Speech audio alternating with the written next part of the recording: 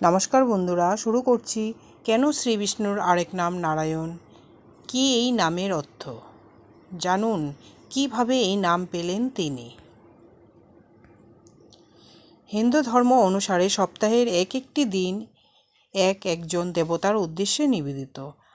আজ বৃহস্পতিবারের উপাস্য দেবতা হলেন শ্রী বিষ্ণু।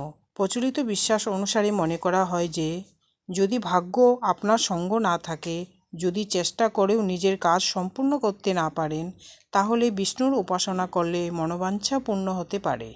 শাস্ত্র অনুসারে বিষ্ণু হলেন এই পৃথিবীর রক্ষাকর্তা। তার আরাধনা করলে সব অসম্পূর্ণ কাজ সম্পূর্ণ করা সম্ভব। বিষ্ণুকে নারায়ণ নামেও ডাকা হয়ে থাকে। বিভিন্ন পুরাণে শ্রীবিষ্ণুকে সব সময়ই নারায়ণ নামে অভিহিত করা হয়েছে। আজ আমরা জেনে নিব এই নারায়ণ নামের অর্থ। কেন নারায়ণ নামে ডাকা হয় শ্রীবিষ্ণুকে? পদ্মপুরাণ অনুসারে জলে বাস করেন শ্রীবিষ্ণু। সেই কারণেই তার পরম ভক্ত নারদ সব সময় তাকে নারায়ণ নামে অভিহিত করেন। নারায়ণ শব্দের অর্থ যার প্রথম আবাস হলো জল। বিষ্ণু পুরাণে উল্লেখ আছে যে ক্ষীরসাগরে বাস করেন বিষ্ণু। সেই কারণেই তার আরেক নাম নারায়ণ। সংস্কৃতে জলকে বলা হয় নীর। নারায়ণ শব্দটি এসেছে নর ও অয়ন এই দুটি শব্দ নিয়ে। নীর থেকে নর শব্দটি। জলে যার বাস তিনি হলেন নারায়ণ।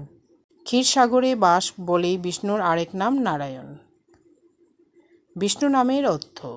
বিষ্ণু নামের অর্থ হলো যার চোখ পদ্মফুলের মতো। শ্রীবিষ্ণুর চোখ দুটি পদ্মফুলের মতোই সুন্দর, তাই তাকে পদ্মলোচনও বলা হয়ে থাকে।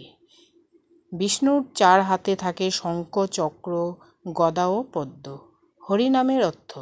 বিষ্ণু হলেন এই বিশ্বের রক্ষাকর্তা। তিনি সকলের থেকে সকল দুঃখ হরণ করেন। সকলের দুঃখ করেন বলেই তার নাম বলা হয়ে থাকে হরি। অচ্যুত নামের অর্থ। শ্রী বিষ্ণুর আরেক নাম হলো অচ্যুত। এই নামের অর্থ স্বর্গীয় পুরুষ, যিনি অমর এবং যাকে কোনোভাবে ধ্বংস করা যায় না। পুরুষোত্তম নামের অর্থ।